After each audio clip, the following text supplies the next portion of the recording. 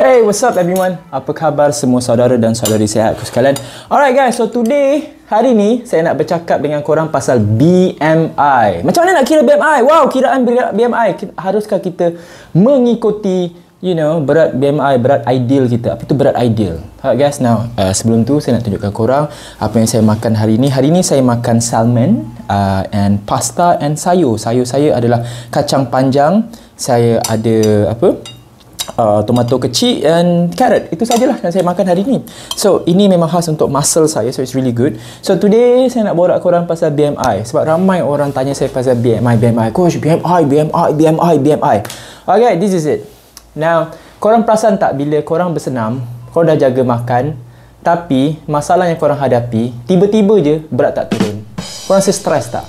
Rasa stres tak bila korang diberitahu bahawa korang kena ikut BMI, korang kena ikut berat ideal? Macam mana nak capai berat ideal ni? Dah cuba tapi tak turun-turun. Saya nak tanya satu soalan. Korang nak turun berat badan korang sampai korang kurus kering ke? Okay. Now, bila borak pasal BMI, BMI ni sebenarnya adalah satu kiraan untuk mengetahui sama badan kita sihat atau tidak. Bukannya berat ideal, tapi sihat atau tidak. Ia dicipta oleh Adolf Quetelet pada 19 Masihi, di mana beliau cipta kiraan BMI ni untuk memberitahu, untuk membantu mengenal pasti cara yang paling mudah sama ada berat kita adalah berat badan yang sihat atau tidak, bukannya berat badan ideal. Saya setiap kali orang tanya pasal BMI, kenapa saya tak suka borak pasal BMI? Sebab bagi saya BMI ni adalah satu kiraan kuno, satu kiraan yang tidak logik pada zaman sekarang. Okey, nah pada tahun 19 Masihi, zaman tu, ini adalah waktu di mana orang tak bersenam. Orang fokus kepada pemakanan.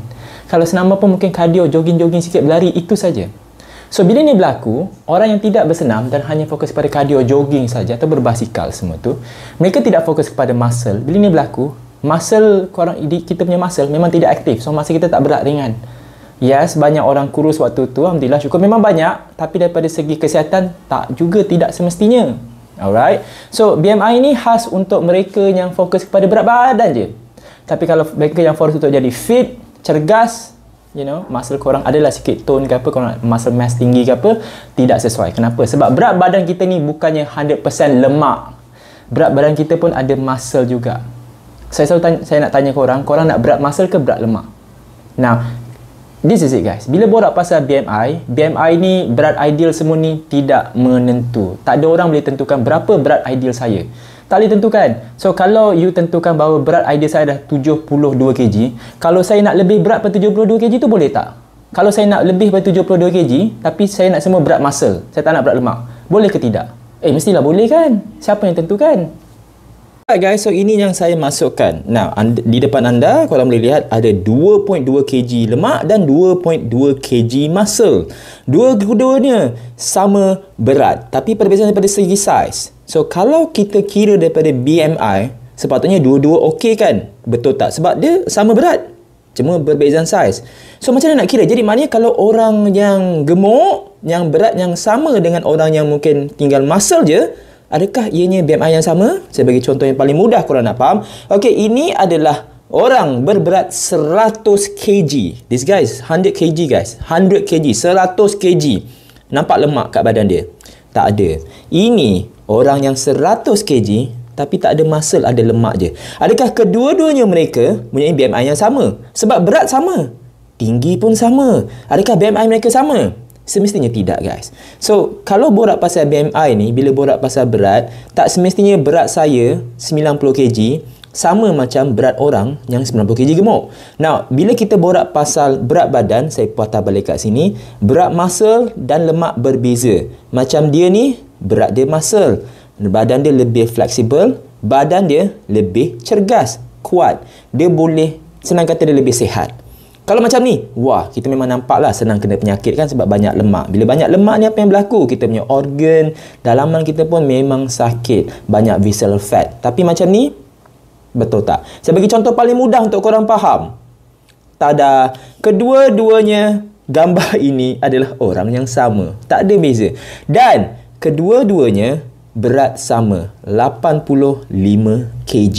Lihat perbezaan dekat sini daripada segi rupa bentuk sahaja. Daripada saiz pinggang, lihat walaupun gambar belah kanan ni orangnya beratnya 85 kg, tapi saiz pinggangnya lebih kecil daripada yang belah kiri. Walaupun orang yang sama, berat yang sama. Sebab itu, jika kita memilih untuk hidup lebih sihat, cergas dan kuat, kalau kita bersenam, jangan fikir pasal berat badan. Fikir pasal bentuk badan, saiz pinggang. Itu yang paling penting. Sebab kadang-kadang berat tu bukannya lemak, tapi berat tu sebenarnya adalah total muscle. Muscle lebih kecil daripada lemak, berat yang sama tetapi lebih padu, lebih solid. Apa yang best gila? Muscle yang padu, yang kuat, yang solid boleh leraikan sel lemak lebih banyak. Kenapa? Sebab lemak ni lembik je sebenarnya, macam agar-agar. Tapi muscle yang keras sangat padu. Alright guys. So sekarang korang dah nampak kan kenapa BMI ni tidak logik ataupun tidak boleh diguna pakai kalau kita pasal matlamat nak fitkan badan, nak cergaskan badan. Sebab kadang-kadang berat tu bukannya berat lemak, itu adalah berat muscle kita tau. So, kalau you guys berat korang macam korang bersenam, tapi berat korang, badan korang bertambah, itu bukannya berat lemak, itu adalah berat muscle. Berat muscle ni bagus. Sebab bila muscle korang bertambah berat, tak semestinya dia besar. Berat muscle bermaksud berat tu, muscle tu makin keras, makin padu, makin solid. Bila ni berlaku, muscle yang solid, yang padu tu boleh leraikan sel lemak lebih banyak.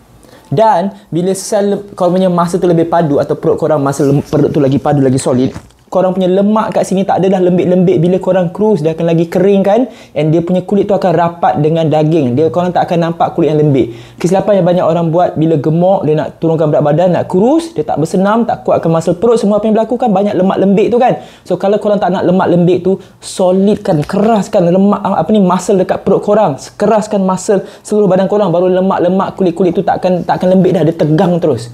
So sebab tu saya cakap BMI ni tidak logik bagi mereka yang bersenam untuk siapkan badan, kuatkan badan.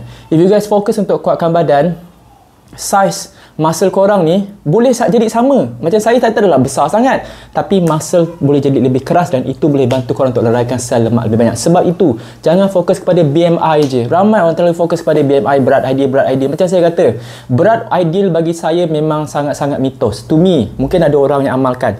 Kalau korang perasan kan, semua orang yang suka borak pasal BMI, perasan tak? Mereka adalah orang yang selalunya kurus dan lembik. Orang yang selalu ada muscle atau yang aktif takkan borak pasal BMI. Orang yang selalu aktif akan borak pasal kecergasan badan, kekuatan badan, peratus lemak, muscle mass. Orang macam ni dia akan borak tentang macam mana nak live your life lebih enjoy. Mereka yang selalu borak pasal BMI, you kena makan sikit, you kena berpuasa, you kena jogging hari-hari 10 km. Janganlah macam tu, okay? Sebenarnya guys, nak jaga badan ni mudah. Cuma kita terlalu strict dengan aku punya berat badan kena macam ni, aku punya berat badan macam ni. Guys, kalau badan korang makin kuat, korang punya muscle makin aktif, korang punya pinggang boleh jadi kecil, sangat kecil, sampai tak nampak lemak. At the same time, korang masih boleh lagi dapat berat yang sama macam korang gemuk. Tak jadi masalah macam saya tunjukkan gambar tadi. Yang penting guys, just fokus. Kalau korang betul-betul nak tahu macam mana korang untuk kiraan yang lebih bagus, bagi saya, jangan kira BMI, kira peratus lemak. Macam mana nak kira peratus lemak? Saya berdownload application Body Fat Calculator. Yang ini korang boleh download kat Play Store, atau saya tak tahu Apple Store ada ke tak. So yang belah kanan paling bawah, this one, Body Fat Calculator. Alright, so yang ini saya kena tulis, korang akan ukur badan korang gunakan tape, metric, female. Now saya adalah seorang male, so umur saya adalah 36 tahun, saya punya height adalah 171 cm, berat saya adalah 72.3 kg. Ukuran lilit leher saya adalah 34 cm. Abdomen saya daripada segi saiz pusat keliling saya adalah 74 cm. So calculate berapa kita body fat calculator. Macam biasa dah ada keluar iklan ni, kelakar iklan ni. Kalau boleh jangan ada iklan ni. Tak suka iklan ni. Alright, so off. Kat sini. Body fat, wow. Saya punya body fat calculator saya punya peratus lemak sekarang 11%. Patutlah, aku tak tahu aku lemak, aku pandai pergi-pergi. Okay, so lean body mass saya adalah 63 kg. That's good. Body fat weight saya adalah 8 kg. Kalau kat sini, dia beritahu saya bahawa saya punya berat lemak saya adalah 8 kg lebih saja.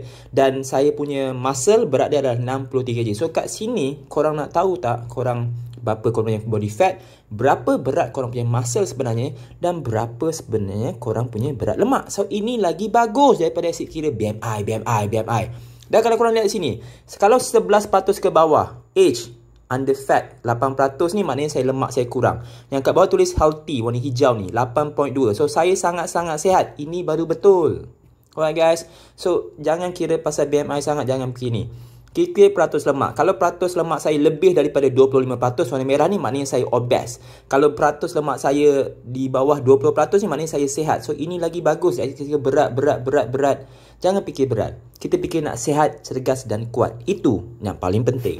Atau tips yang nombor 2 yang saya selalu amalkan, saya tak fikir sangat peratus lemak, sebab kalau peratus lemak ni saya nak kena buat kiraan tu, kiraan ni semua kan. So what I do is saya cuma ambil yang ukuran yang jahit tadi tu, saya ukur pinggang saya. Kalau pinggang saya makin mengecil, maksudnya peratus lemak saya kurang. Itu je saya fikir. Banyak orang dia punya BMI rendah tapi dia punya perut masih lagi buncit, masih lagi lembik. So jangan fikir sangat pasal BMI. Kalau fikir pasal BMI, semua orang akan berlapar, semua orang tak akan makan apa-apa sebab nak capai berat badan ideal kononnya. Semua orang akan berkardio, berjogging hari sampai 10 km tangan dia penghujung kerana nak sangat dapat berat badan ideal. Betul. So cuba jangan. Okey, jangan fikir pasal BMI, jangan sangat fikir pasal berat ideal. Berat ideal ni kita yang tentukan.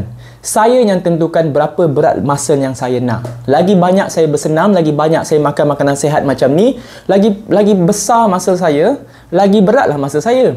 Dan saya nak enjoy, saya nak makan banyak sambil enjoy. Kan, takkanlah kita nak berlapar je. Alright, so bagi mereka yang fokus sangat kepada BMI, kalau korang aim untuk jadi kurus lembik, silakan. Fokuslah kepada BMI. Tapi kalau korang nak jadi sihat, cergas, kuat dan maintain kurus selama-lamanya, jangan fokus kepada BMI.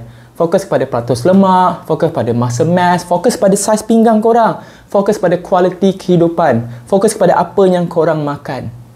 Alright guys, so itu pendapat saya pasal BMI. Saya tahu ramai orang akan cakap, ni tak betul, BMI lagi bagus. Guys, this is it. Fikir logik. Kita semua nak sihat, nak cergas. So daripada korang fikir pasal berat ideal, berat ni, as long as you enjoy your life, itu bagi saya itu yang paling penting.